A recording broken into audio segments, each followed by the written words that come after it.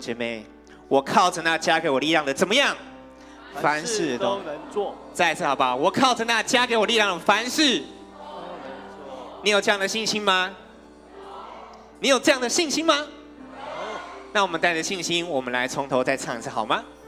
信是未曾看见。心事未曾看见。如果你歌词熟的话，我们可以闭起眼睛。依然仰望释迦。信是完全交托。心是完全交托。这样成为你的祷告，神之主义掌权。神之主义掌权。我靠着那加给我力量，我靠着那加给我力量的，凡事都能做。或风浪，或低谷，主平安在我心。我靠着那加给我力量的，凡事都能做。心在主的旨意，我凡事都能做。我靠着那加给我力量的，凡事都能做。或风浪，或低谷，主平安在我心。我靠着那加给我力量的，凡事都能做。心在主的旨意，我凡事都能做。我靠着那加给我力量的，凡事都能做。或风浪，或低谷，主平安在我心。我靠着那加给我力量的，凡事都能做。心在主的旨意，我凡事都能做。心在主的旨意，我凡事都能做。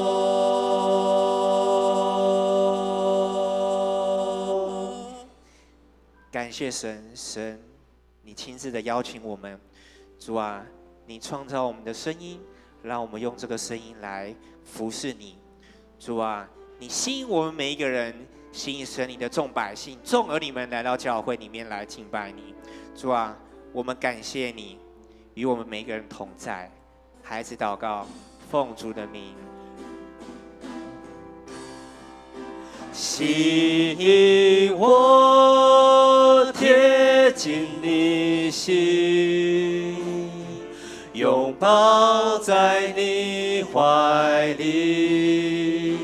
我爱你，我的天父，你是我的一切。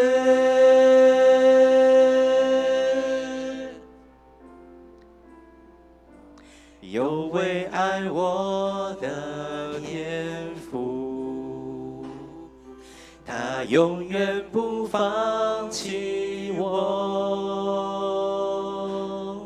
他爱的同在使我完全，我深知他顾念着我，我知他顾念着我，在许多危难时刻，在流泪的过程，你永不离开或丢弃我，我深知你顾念着我，我知你顾念着我，吸引我贴近你心，拥抱在你怀里。我爱你，我的天父，你是我的一切。我们要一起唱台语版的喽。有气为听我的天父，伊永远袂放下我。有伊的疼痛甲我伫地，我知影你真关心我。我知已经关心我。邀请你把你右手放到心上面好吗？有危险艰难，嘛有悲伤甲失落，只有你是我的依靠，我知影你拢会看顾。我知你拢会看顾，因我困你心，享受你疼无比。我爱你，我的天父，你是我的一切。是我贴近你心，拥抱在你怀里。我爱你，我的天父，你是我的一切，吸引我。紧你心，这成为你的祷告。拥抱在我们的天父一直在邀请我们每一个人，儿女们，我们是否回应了？儿女们，我们是否回应了？神是我们的一切，你是我的一切。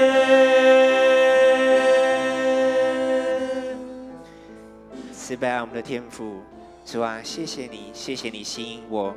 拥抱我在你的怀里，谢谢你吸引我，永不离开我。谢谢你吸引我，在我软弱的时候，你扶持帮助了我。主啊，孩子们、众儿女们在这里祈求、感恩，奉主的名，阿们。我们用使徒信经来确认我们的信仰，弟兄姐妹，请。上帝。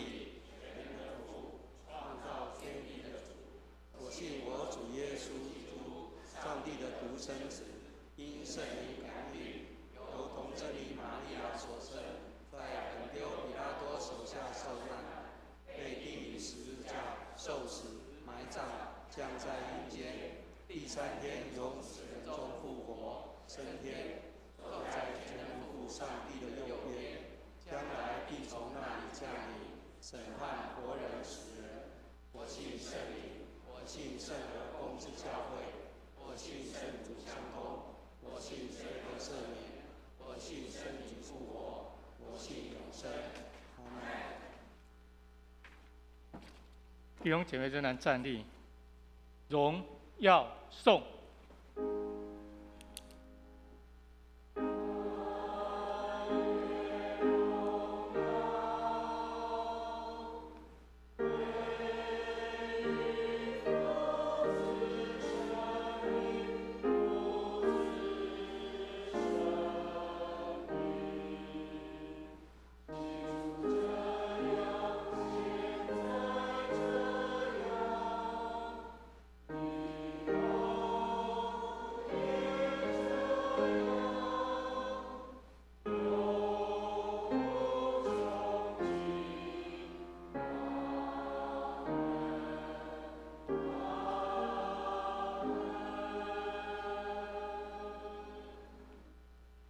弟兄姐妹，请坐。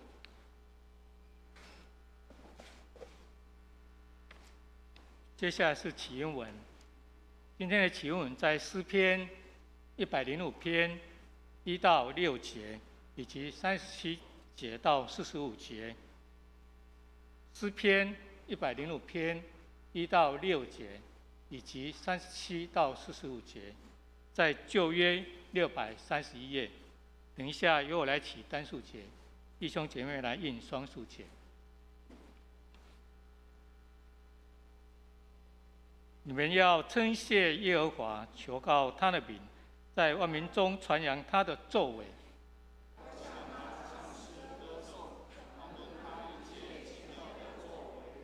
要以他的圣名夸耀，寻求耶和华的人心中应当欢喜。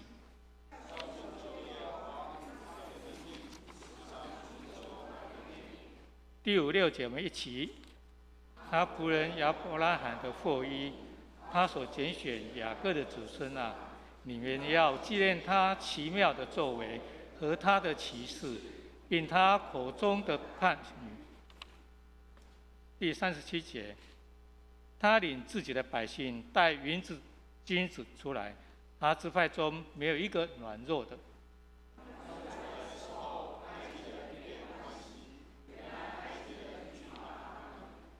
他铺张云彩当遮盖，夜间使火光照。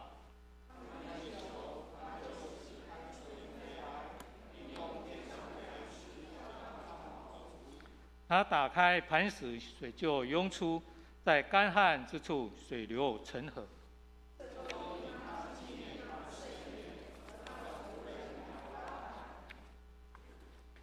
他带领百姓欢乐而出，带领选民欢呼前往。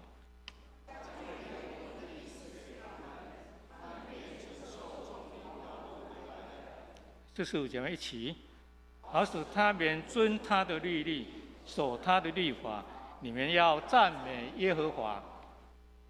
接下来是公祷，我们参阅周报第3页。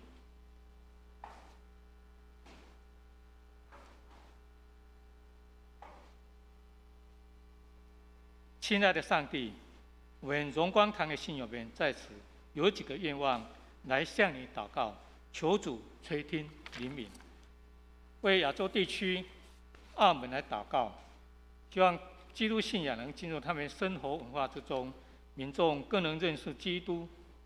为台湾卫理公会梁教区教会祷告，小港卫理堂林大圣牧师为教会充足，教会在当地更加得人，传道同工身心健康祷告。为台湾行政首长及各级官员祷告，求上帝赐予智慧、聪明给执政掌权者，赐福台湾人民。为2020年升学的各级学生关心祷告，求上帝使教会儿童及青少年多得美好的教育造就。主耶稣，甚愿你赐福荣光堂的弟兄姐妹们，扩张我们的境界，常与我们同在，保佑我们不遭患难，不受艰苦，让我们生活顺遂，身心灵健康，在主里合一，同心侍奉。以上祷告后，我主耶稣的圣名祈求，阿们。接着我们用主教导的主导来祷告，请。天上的父，愿人都尊你的名为圣，愿你的国降，愿你的旨意行在地上，如同行在天上。每日用的饮食，今日赐给我们，免我们的债，如同我们免人的债，不叫我们遇见试探，救我们脱离凶恶。因为国度、权柄、荣耀，全是你的，到永远。阿们。接下来是圣道理经课，我们请桃园郎姐妹为我们攻读上帝的话语。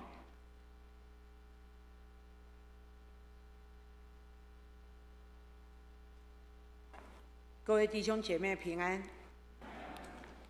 今天的两处经文，旧约是在出埃及记16章2到15节，在教会的圣经是在88页。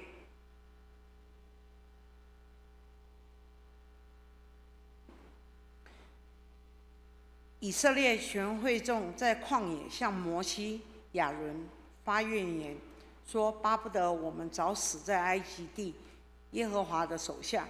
那时我们坐在肉锅旁边，吃得饱足。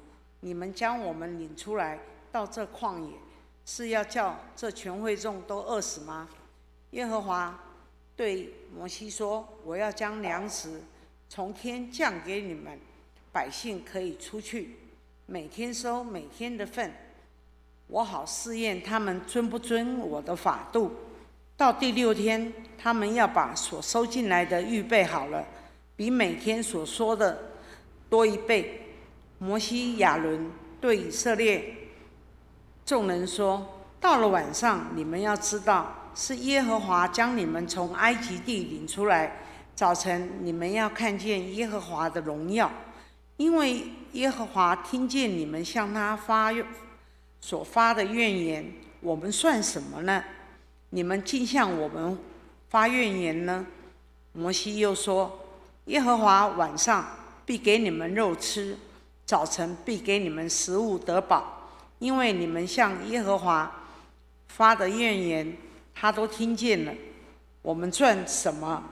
你们的怨言不是向我们发的，乃是向耶和华发的。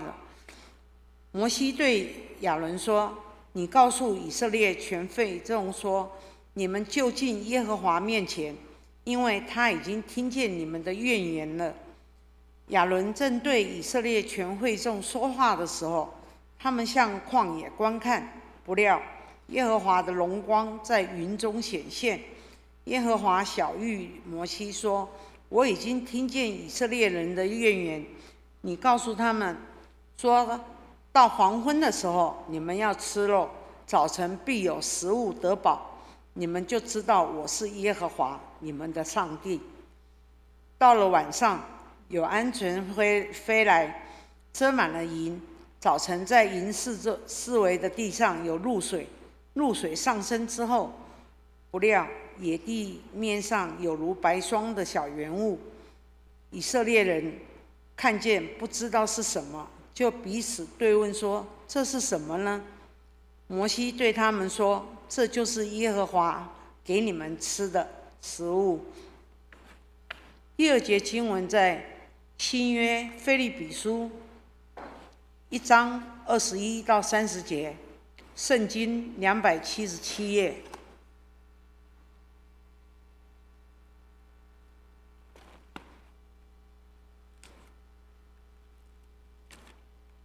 因我活着就是基督，我死了就有益处。但我在肉身活着，若成就我功夫的果子，我就不知道该挑选什么。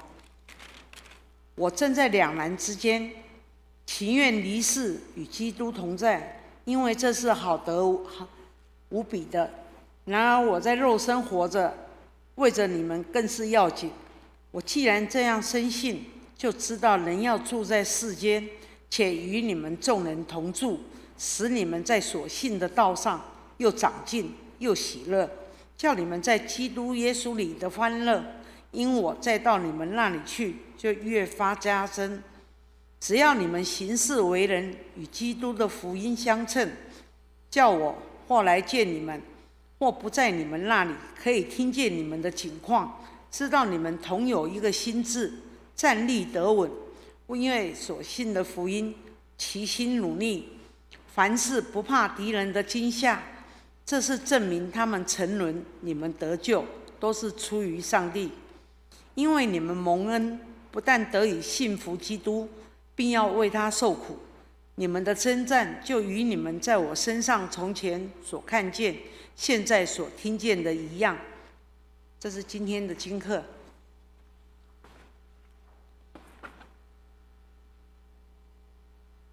我们谢谢台南姐妹们共读上天话语。接下来是献诗，耶稣是你宝贵。我们请姐妹小组。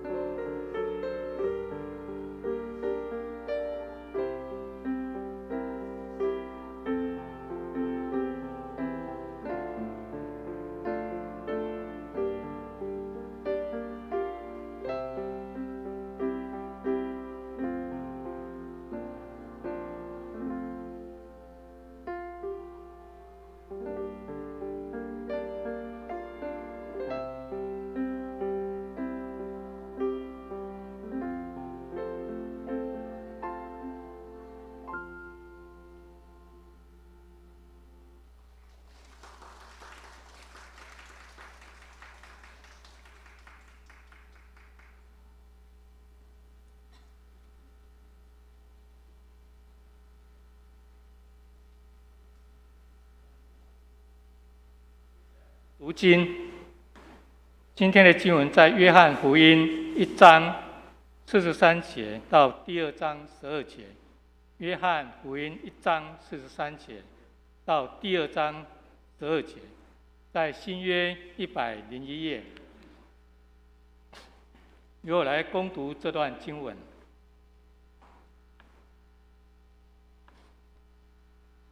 又次日，耶稣想要往加利利去，遇见腓力，就对他说：“来跟从我吧。”这腓力是伯赛大人，和安德烈、彼得同城。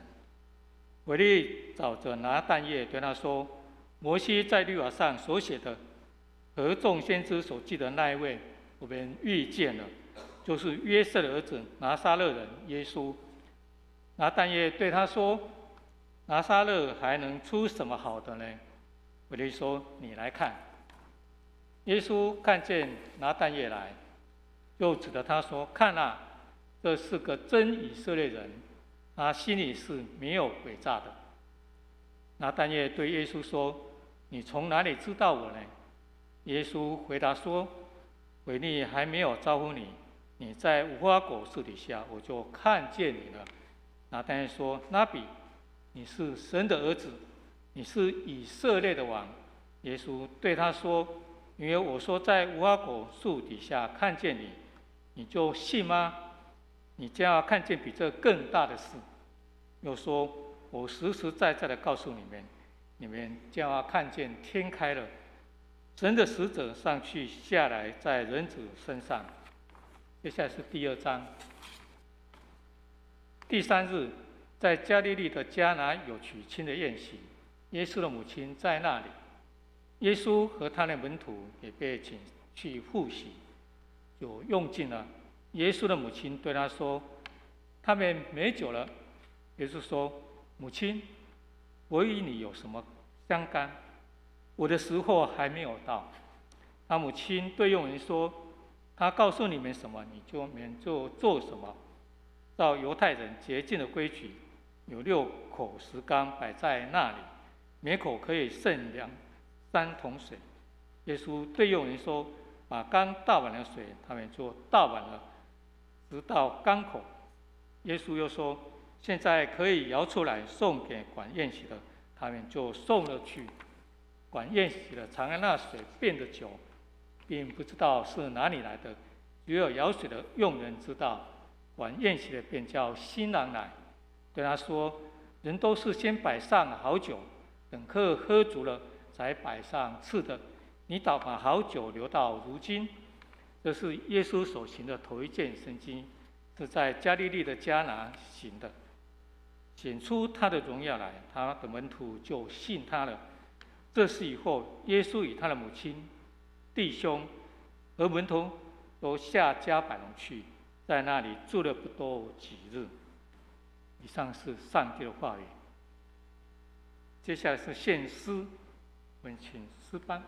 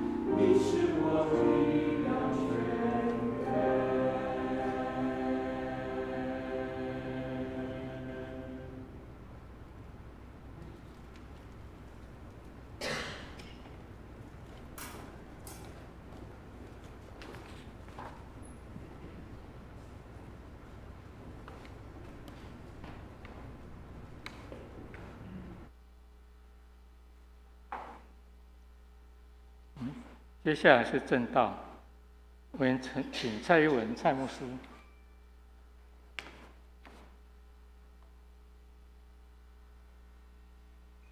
弟兄姐妹平安。我用使徒保罗的问安向大家来问安，愿恩惠平安从上帝我们的父，并主耶稣基督归你们，阿们。我们一起来祷告。主，我们要献上感恩，带领今天早晨我们众弟兄姐妹，我们一起同心的敬拜。主啊，您将主你的话赏赐给我们，好叫我们领受那生命的灵粮、生命的活水。求圣灵引领，求主赐福。这样祷告感恩，奉耶稣基督得胜的名，阿们。今天的讲题是越喝越甘甜。那经文比较多，在约翰福音1章43到2章12节，分2大段。第一大段呼召腓利跟拿但业，第二段是迦拿的婚宴。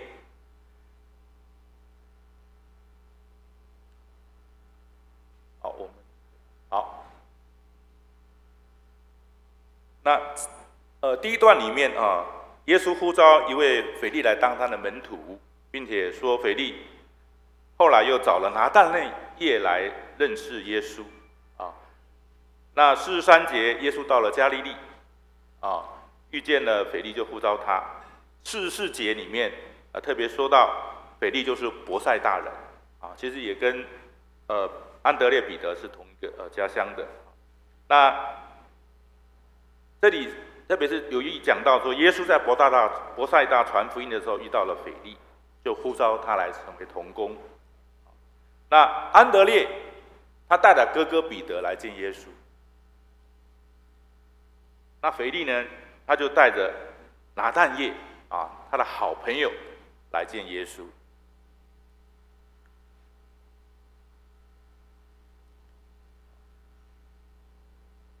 那在约翰福音21章第2节那边有讲到，拿但业他是加利利的迦拿人等一下我们有讲到迦拿的婚宴那个地方是耶稣第一次用神迹使水变酒的地方那腓利特别找来拿但业介绍耶稣给他认识但是在47节那个地方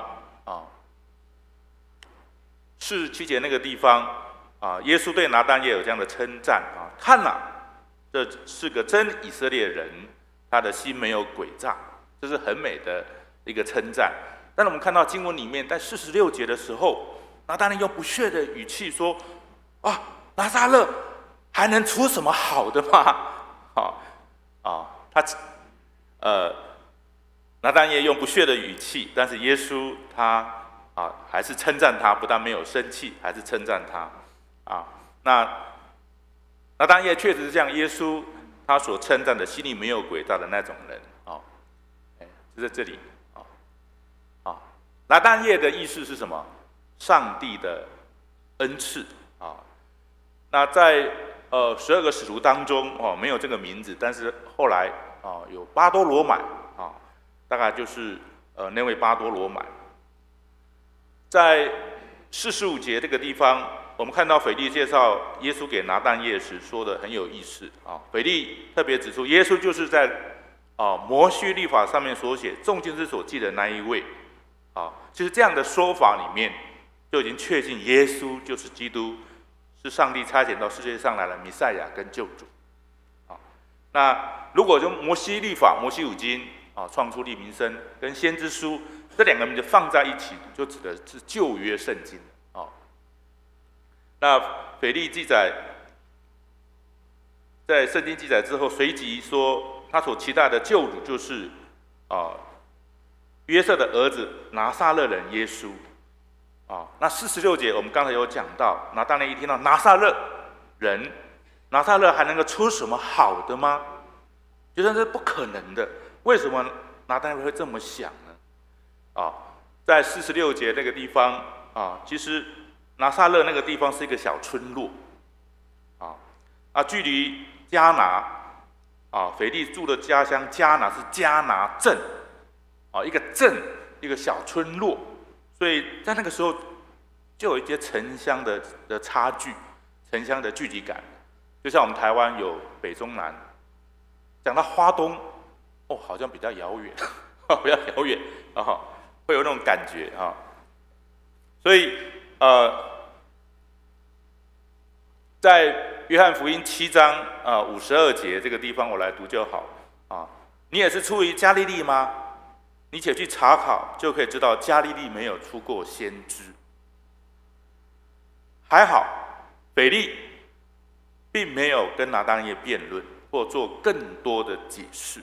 你看经文里面，腓力只对拿但业说了一句话：你来看，你来看所以你跟人家介绍耶稣的时候说不定有很多的一些问题，但是你最后不用解释太多什么，你就说你来看，你来教会，来接触看看你来看。多么简单的一句话，对不信的人或有怀疑的人辩论并不是最好的方式，也不是解决最佳的途径。腓力他邀请拿但业跟他去认识耶稣，那为什么腓力一邀请拿但业就跟着去了呢？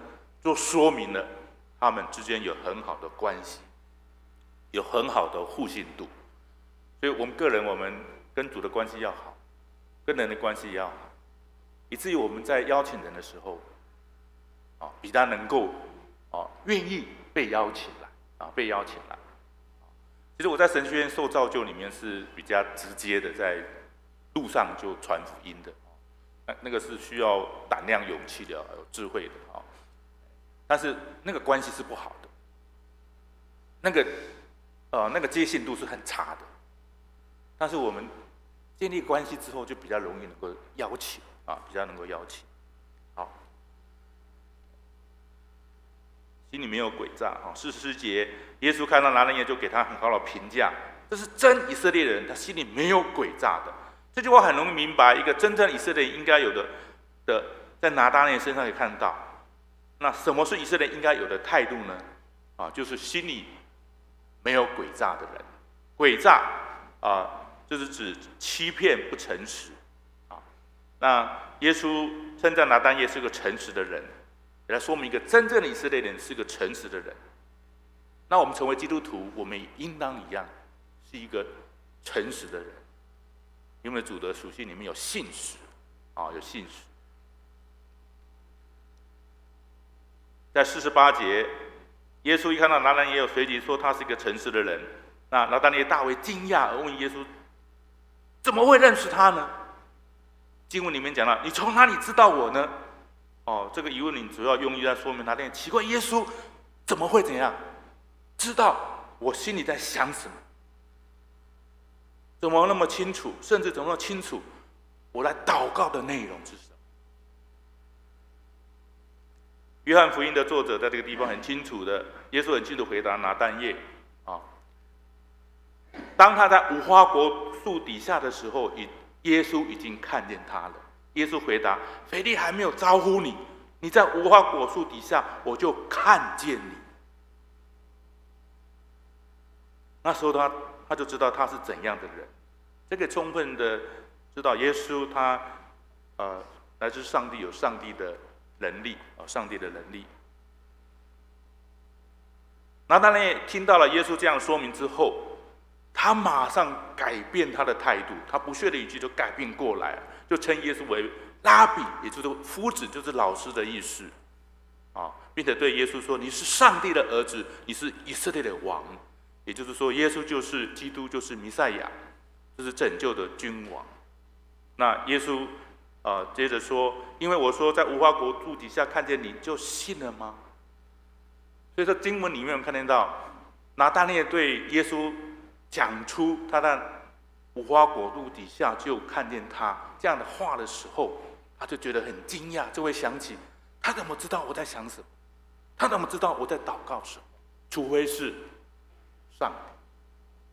当我们个人独处的时候，没有人知道我们在哪里的时候，谁知道？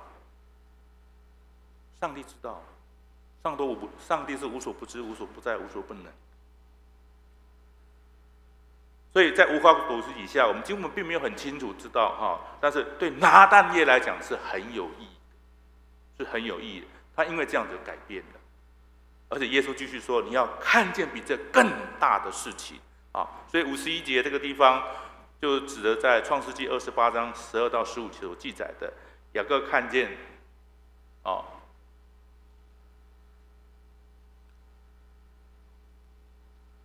天开了。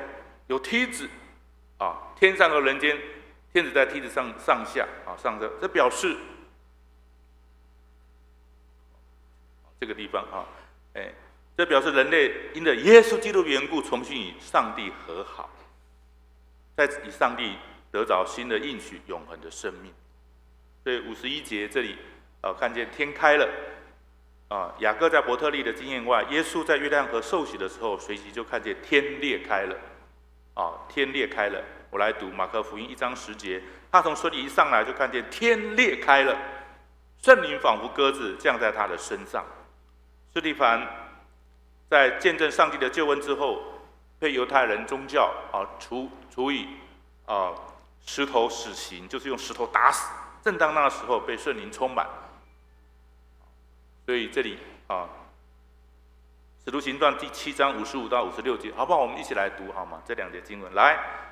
但司提反被圣灵充满，定睛望天，看见上帝的荣耀，又看见耶稣站在上帝的右边，就说：“我看见天开了，人子站在上帝的右边。”这些都可以帮助我们了解到，当圣经说看见天开的时候，所代表一就是天人合一，我们与上帝之间有美好的关系。所以第一大段我们可以来思想一下信仰并不是用辩论使人信服的，而是能够在生活上取信于人。所以当我们看到刚才的经文里面，耶稣呼召腓利来跟随他，腓利所做的事是介绍耶稣的好友拿但业来认识耶稣。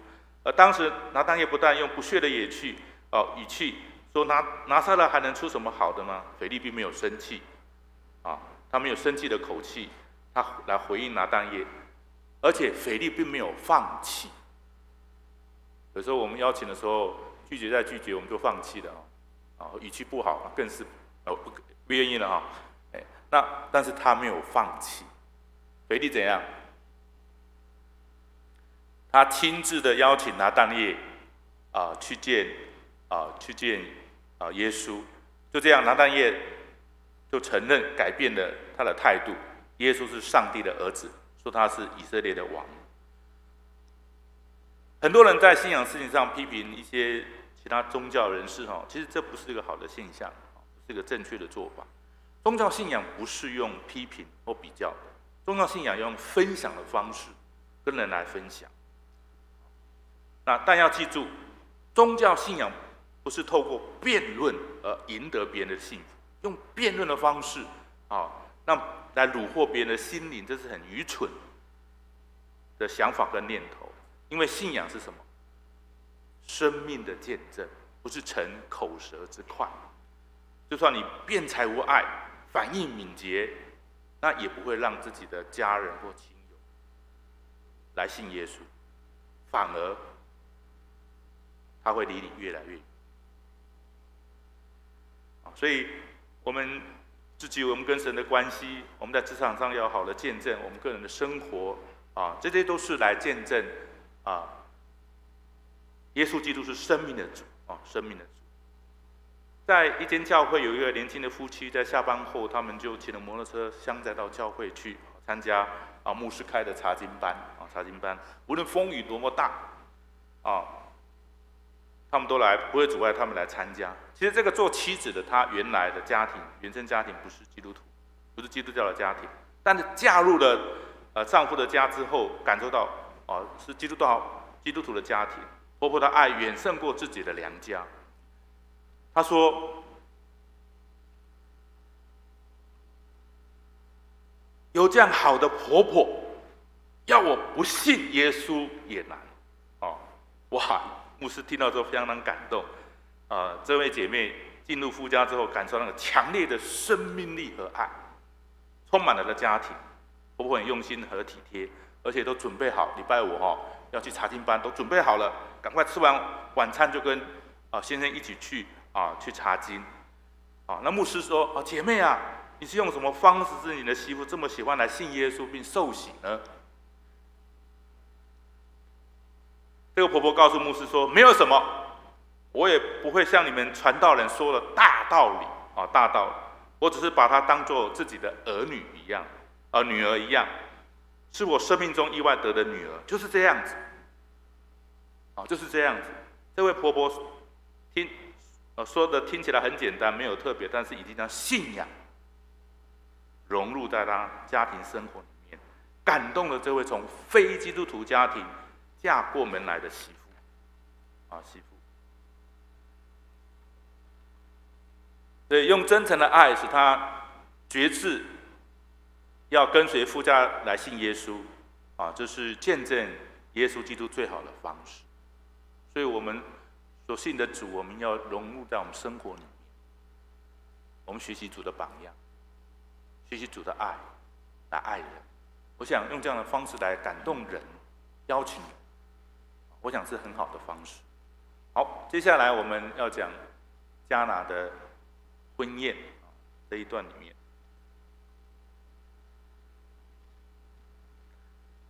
耶稣将这段水变酒作为耶稣的第一件神迹，他要告诉读者，耶稣基督就是人类生命的活水，是生活在这世界上的亮光。凡是在耶稣基督里的人，将享受丰丰富富的生命，就如同他赏赐的酒一样，生命会越来越甘甜所以在第一节里面，在加利利的迦拿要注意到不只是加利利有迦拿，在叙利亚也有迦拿圣经里面写说这是加利利的迦拿在拿撒勒的北边15公里大概我们市区到大冈山那个地方所以圣经时代犹太人的婚礼是1个礼拜，这段时间亲友陆续来向新郎新娘道贺婚宴中酒是绝对少不了的。为了要娶妻办婚宴整个家族总动员，特别是新郎的家庭协助酿酒准备宴客。第二节这里办婚宴的家庭必定是耶稣的亲族，因为包括耶稣的母亲玛利亚，还有他的家人弟兄姐妹，还有他的门徒都被邀请可以看出他们的关系非常的亲近。另外面婚姻是大事，所以邀请整个村庄的人来共享这个欢乐的宴席筵席那耶稣一定会去那第3节他们没有酒了，这是玛利亚对耶稣所说的。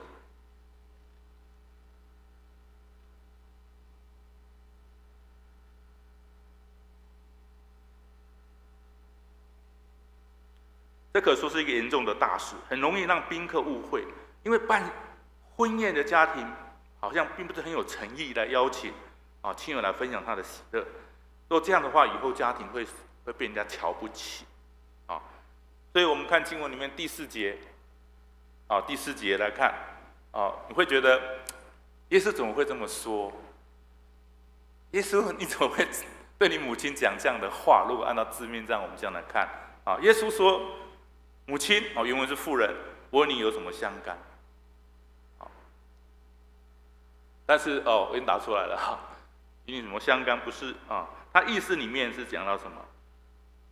耶稣的意思是说，我自有处理的办法，不用告诉我该怎么做。我自有处理的办法，不用告诉我怎么做。母亲。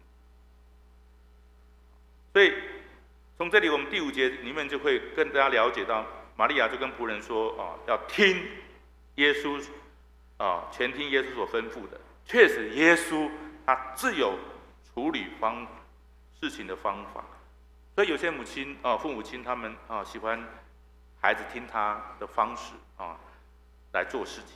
其实孩子都很大了，50岁以上的一样在父母亲的眼里，好像孩子都是像小孩子一样当父母亲还是希望孩子依着他的方式去做耶稣回答玛利亚之后，他随即知道耶稣不会让没有酒这个事情造成主婚人的难看自己的亲人不能在婚宴里面没有酒就扫兴，非常丢脸的事情。好，第4节后面有一句话，我的时候还没有到。这句话在约翰福音一再的出现，在约翰福音第7章6节这个地方耶稣就对他们说，我的时候还没有到，你们的时候常是方便的那8章20节，这些话是耶稣在店里库房里教训人所说的，也没有人拿他，因为他的时候还没有到那约翰福音这样的剧情要表示耶稣自己做事的时间和想法，这是一个非常重要的信息。耶稣基督的神性，上帝有自己的计划要做的事情的时间，上帝的时间并不是人在做决定的，也不是人能够知道的，因为上帝他就时间的主，时间的主耶稣的神性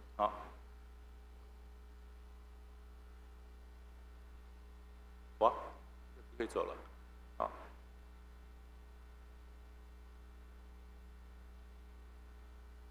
好，第6节可以帮助我们看到犹太人生活的一个习俗，在家的门口放着行洁净礼的石缸这里这是抓下来的，可以大家参考一下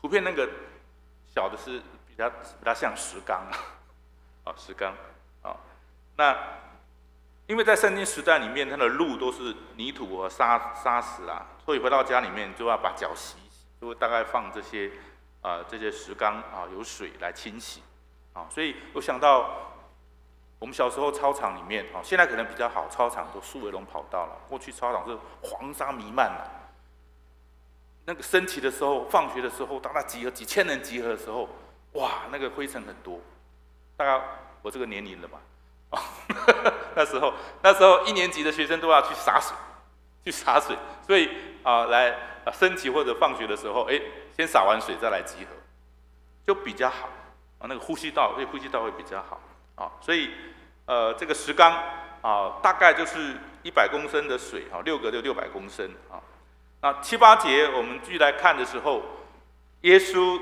对缺酒的事情进行关心的动作了耶稣的命令把缸倒满了水，这是他告诉仆人的命令福音书作者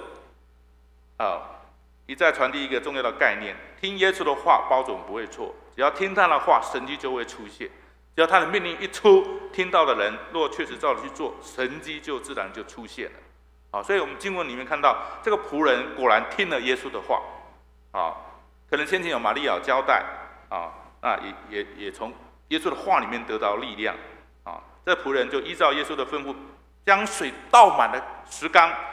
第8节又听耶稣的吩咐，把石缸中的水舀出来送给管筵席的并且要上桌了，他们都照着去做。我想很重要的信息就是我们要听耶稣的话。但是如果这样的事情发生在我们身上，别人要吩咐我们这样做，我们是不可能，因为他不是耶稣。只有耶稣才有办法使水变酒。所以第9节、第10节反映出管筵席人的惊讶哇！他就讲到一个台湾的俗语：喝酒顶暗地啊。老爸这个事情给杀出来怎么留到后面才拿出来但是管筵席的也知道，这酒从哪里来的？这酒从哪里来的？是的，耶稣他改变了整个会场的情况。在福音书要凸显一个重要的信息：有耶稣参与的事情，必定会改变，使事情更美好、更甘甜。有耶稣参与的生命，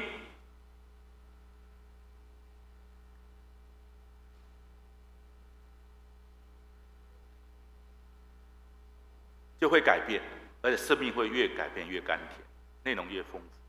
所以我们信主的人，我们信了耶稣之后，耶稣改变我们的生命，我们生命不再一样，我们生命会变得越甘甜，越有丰富的内涵。所以第11节这边特别加注的11节这里耶稣所行的第一个神迹显出他的荣耀来那这里意思是就让众人知道他来自上帝，是上帝在彰显他奇妙创造的荣耀。这是一个创造，奇妙创造的荣耀。他的门徒就信他，就更坚信他的夫子所做的了所以第12节为什么还会跑出第12节来我们可以看到很有意思的就是耶稣的兄弟是谁我们看到这是在马可福音6章3节不是玛利亚的儿子雅各、约西、犹大、西门的长兄吗？他的妹妹们不也是在我们这里吗？约翰福音没有讲出这一个，但是马可福音有讲到所以耶稣的弟弟有雅各、约西、犹大跟西门。注意那个大弟子雅各，就是雅各书的作者那雅各从小就看着哥哥耶稣，从小看到他长大，他的言行是一致的，以至于他信了主。其实家人很难传，但耶稣在那边做了榜样，他让他的弟弟信主，而成为一个领袖成为领袖。妹妹们，所以耶稣的妹妹有好几个妹妹们名字没有写出来，圣经没有写出来，是不是有一个叫玛利亚？不晓得。好，这一段我们来想一想所要表达的信息。基督徒应该对所信的耶稣有信心，尽我们一生的跟随他，听他的教导，必定会使我们的生命更加甘甜。那约翰福音提供的准确的日子第3日，也提供了地点加利利的迦拿耶稣的母亲玛利亚、家人、门徒都一起参加这样的喜宴的。那这些用水变酒的，让管宴席的品尝，而且上桌的，这就是神迹的奇妙，带给我们极大的信心和生命的意义。所以我们在圣经里面、福音书里面，耶稣所带出的神迹，会给我们很大的信心和生命的意义。那耶稣基督，约翰福音里面透过神迹的故事，耶稣的教训，要告诉大家，神迹不是像我们人变魔术、玩把戏一样，不是的。神迹不是用知识来认识的，神迹的产生不是从知识能够去你学能够得着的，不是魔术可以神迹是对耶稣基督有足够的信心和依靠，才有办法明白的。事实上，认识耶稣基督是我们生命的主，单这一点就是神迹。阿们，阿们。 。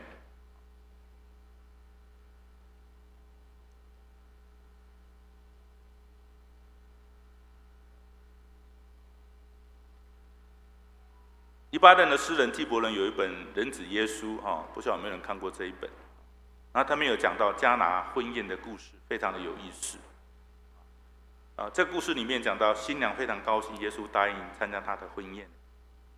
耶稣也带了门徒去。哇，在那段没有酒的时间里面，耶稣开始讲许多的故事给参加筵席的宾客听。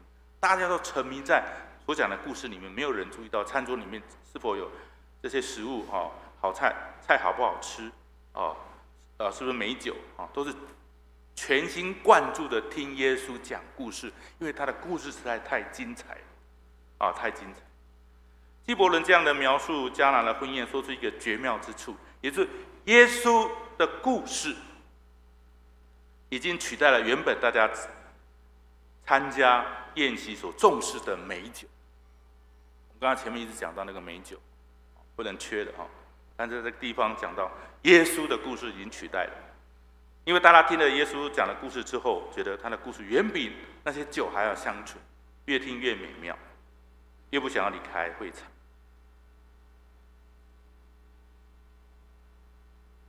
所以看，这就是我们所相信、所依靠的耶稣基督，他带给我们的生命的美、满足、丰盛，而这些都不是属物质的，这些美酒这些东西都是属物质的，但耶稣带给我们内心的满足和心灵的喜悦，当然物质也有就像耶稣所说的约翰福音10章10节，我们一起来读这一段。来，我来了是要叫羊得生命，并且得的更丰盛也叫人得生命得的更丰盛。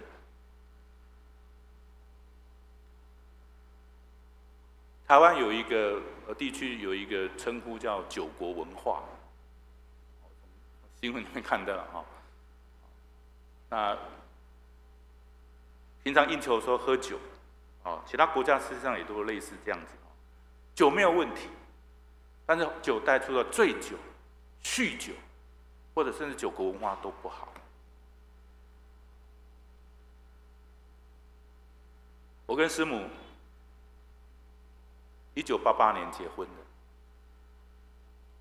的，在2020年，32年前，我们的婚宴里面没有招待一瓶酒，在喜帖里面就跟他们讲，我没有招待一瓶酒，因为我们的生活里面会发现到，那个酗酒、醉酒之后，造成家人朋友很大的伤害，很大的伤害，我不用酒。也跟大家说明，所以那天10点到教会，婚礼完我们就到我家四维路那个地方板凳，其实不多人了，10多桌大部分都弟兄姐妹还有亲朋好友这样子。这个宴席从头到尾没有一瓶酒，招待一瓶酒。我们也想说纪伯伦的故事讲了一样，耶稣来讲故事，耶稣有没有来？耶稣有没有来讲故事？有啊，他来了，他借着圣灵在当中来动工，是我没有想到的。没有酒的宴席，大家怎样？从第一桌开始起来唱诗歌，接着第二桌唱诗歌，第三桌唱诗歌。当时非常的感动，非常感动。耶稣基督来了，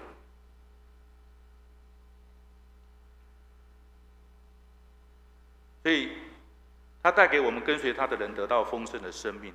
这个丰盛的生命是使人充满了生命的活力，即使在困苦的环境当中，也会感受到甘美的生命。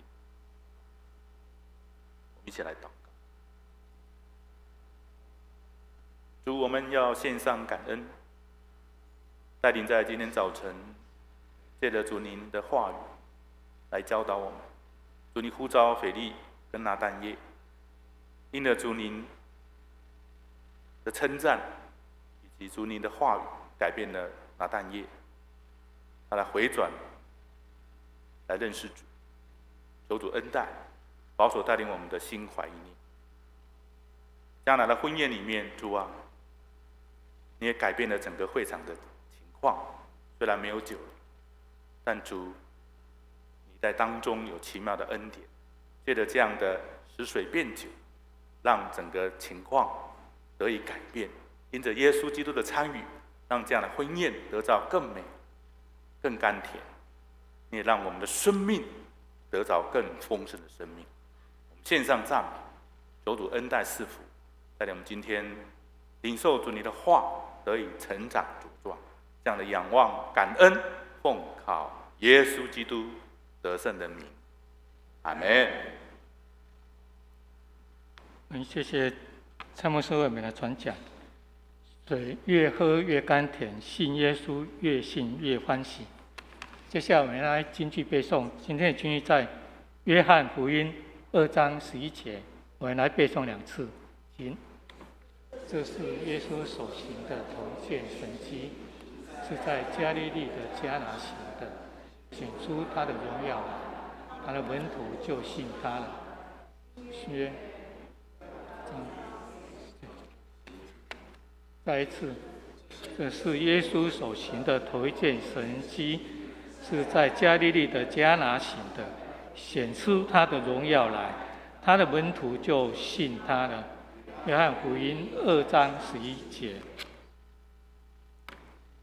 接下来回应诗歌，愿主吸引我。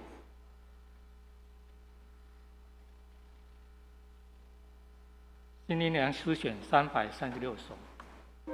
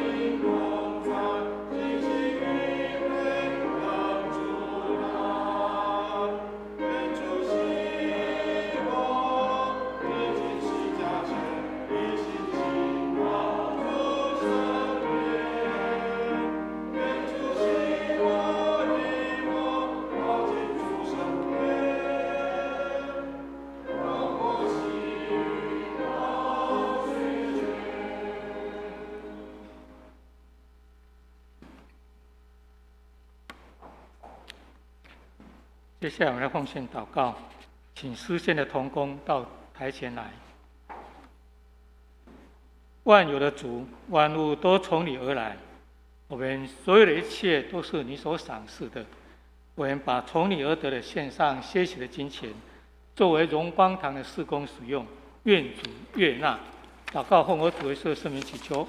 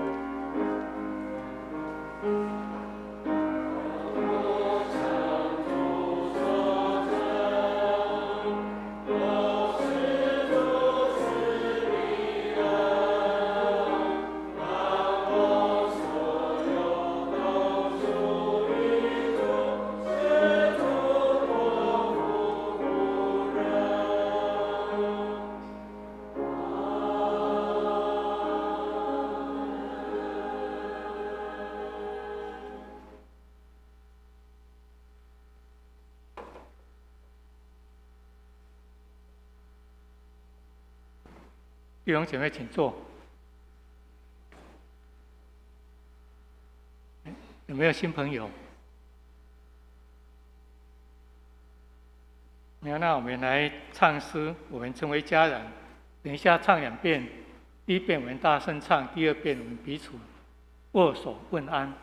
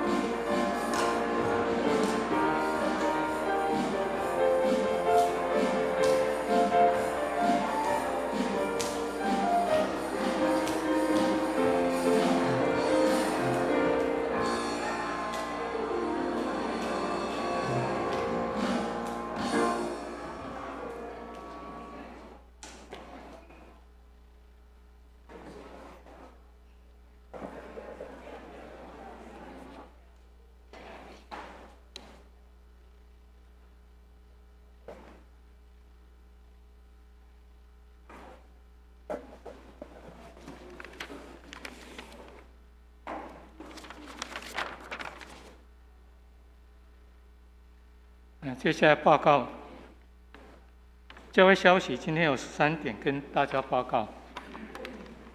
第1点，今天是圣灵降临后第16个主日，我们欢迎参加聚会及线上的新朋友，愿上帝赐福你们。那我们再次感谢我们蔡文牧师为我们传讲。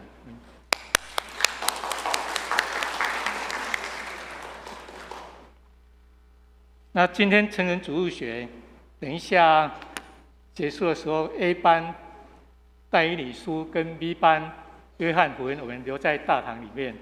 那 C 班哥林多前书，我们在201教室。那敬拜带领课程在1楼副堂。等一下请踊跃参加。那9月份的执事会议跟8月份的收支报表已张贴在公布栏，请大家前往关心。为预备即将开设红本本土课程，牧师将以每周晚上7点半到9点在1楼新旧约圣经中文课程，欢迎踊跃参加。那每个礼拜四晚上7点半到9点查经祷告会，这个礼拜是查考雅各书5章12到20节，欢迎弟兄姐妹一同参与。那中秋连假，我们中秋节将安排烤肉餐会，我们请那个阿财兄跟那个嘉恩弟兄妹们那个先讲一下。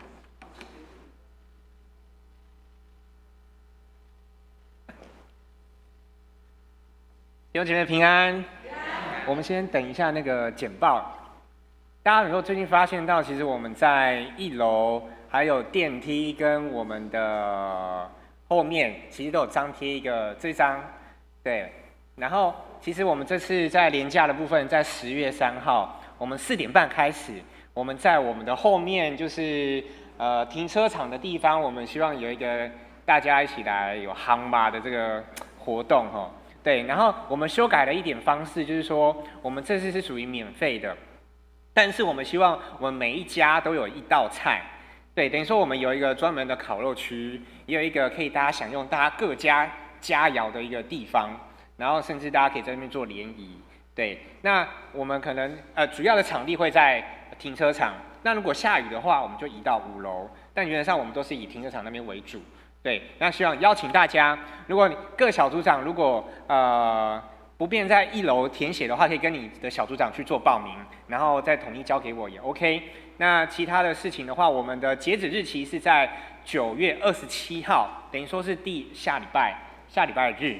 对，然后我刚刚统计了一下人数，目前已经填写的人如果都到的话，目前有刚好40个人这样子。那希望目标可以朝向60啊、80啊、100啊等等，希望大家能够一起参与啦，对不对？所以 OK， 那我大概下一张。那你填写的人数呢？你就一家可能或者是你的朋友，邀请你的朋友，然后你就1个人为代表去写名字。然后呢，你人数那边假设你有家人有5个，你就写5个。那你邀请有10个新朋友，那你就写10个。对，然后你就可以1个为单位，当做是你的那个菜，你就写在那边。我们避免有一些吃不完，或者是浪费，或者是重复太多，所以我们就写在上面。那以此类推的话，大家就希望不要再以肉为主了啦。对，因为我们烤肉区，我们这边的话会负责采买，对，我们社青小组会负责采买肉的部分，然后下面的人也填写了烤肉啊、烤鸭啊、烤鸡啊、牛肉卷啊，对，所以我们可以吃一些有纤维素的东西，这样子，所以请麻烦大家帮忙，对啊，还有是饮料啊，或者是蛋糕、甜点之类的都欢迎这样子，然后希望大家可以共襄盛举，谢谢。那我们进城。对不起，我来补充一下哈，那个刚刚嘉恩说哈，那个肉哈，肉好像是不带肉哈，肉少一点哈，你们也可以带龙虾了哈，那个阿们，教会在这个中秋节这个活动哈，是一个外展的一个事工，那愿上帝借着这个机会呢。你把你平常想要把传福音的对象呢，放在你心里很久的，你可以现在就开始为他祷告。然后我也欢迎各位弟兄姐妹多邀约一些人来参加我们教会这样的一个活动。那这是一个福音外展的一个工作。那我们教会现在站在前面，现在只有这2位年轻人，其实上面还有很多年轻人。我们这一教会的年轻人非常的可爱，非常的需要各位的关注，也需要各位的来支持他们。所以希望各位的弟兄姐妹上帝把感动放在你心里面。那一天呢，务必把时间拨出来，把人数统计好，还有你要带什么菜也写得很清楚。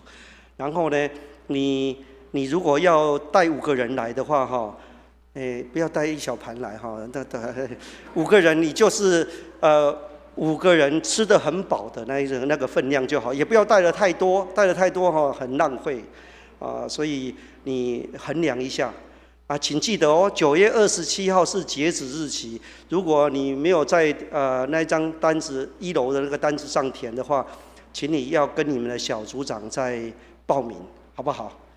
谢谢各位谢谢各位。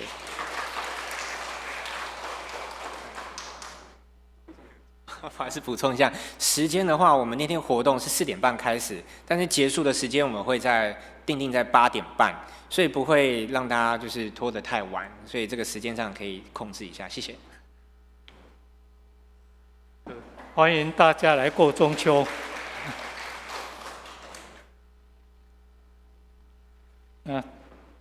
第8点报告是9月27号，嘉义将举办受洗由吴丽珍转入礼、吴婉莹，还有儿童洗礼、郑荣基家，欢迎到办公室报名。本堂将于10月7号起举办社区云华组赞美操活动，对象是55岁以上的长者，一季收费600块，在9月30号以前报名收500块，请弟兄姐妹们一起来参加。第4点是卫理神学院延伸班9月18号晚上7点到9点，在本堂上真言解析课程，请为本堂救赎者关心祷告。第11点，教会儿童主日学需要师资参与，有意愿参加师资培训，请洽宝华校长。还有教会欢迎诗班共同来参与诗班的敬拜，有意参与诗班服侍者，也请到卢军指挥那边去登记。108学年度奖学金尚未申请的同学，本堂将于9月20号截止申请，请把握机会。接下来肢体消息，请为身体不适的弟兄姐妹们来代祷，愿上帝赐福他们，医治他们。以上报告。弟兄姐妹，请起立。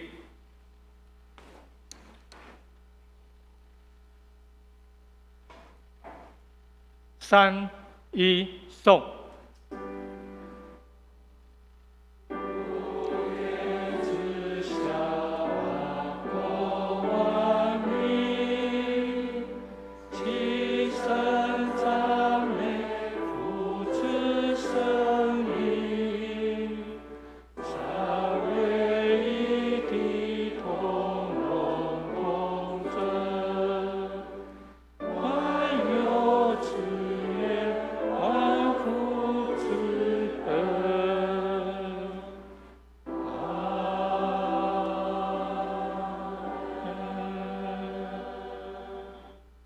请牧师祝福。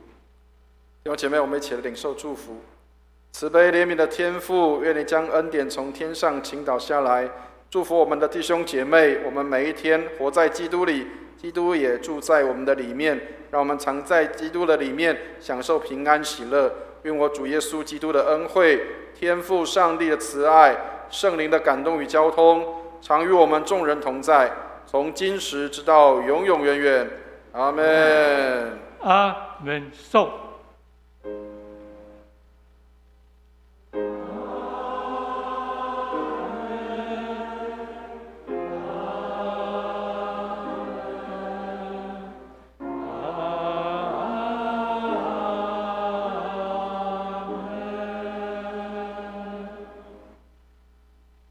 弟兄姐妹，请坐。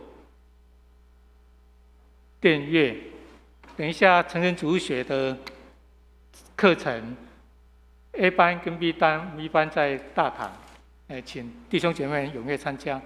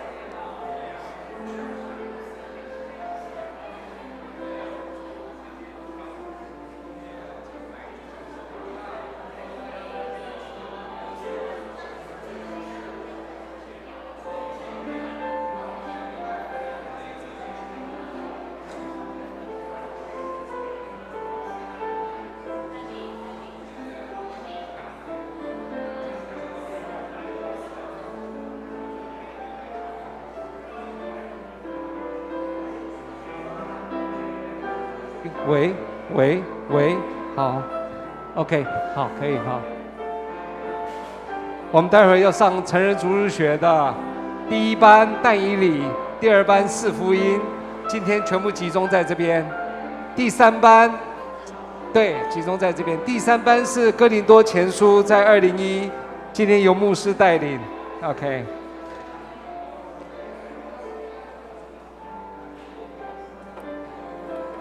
我们的讲义待会就会拿上来 ，OK， 我们就坐这边啊。对啊，就坐这边，就坐这边，啊，有哥林多前书的导读的那一班呢，在下面啊，2001由牧师来带领。那在这边的是我待会儿要带的那个。但以理还有四福音 ，OK。好，待会儿我们拿讲义呢，假设够的话，一个人有2份，一份是但以理的，一份是四福音 ，OK。那假设不够，我们就大家 share 看一下 ，OK。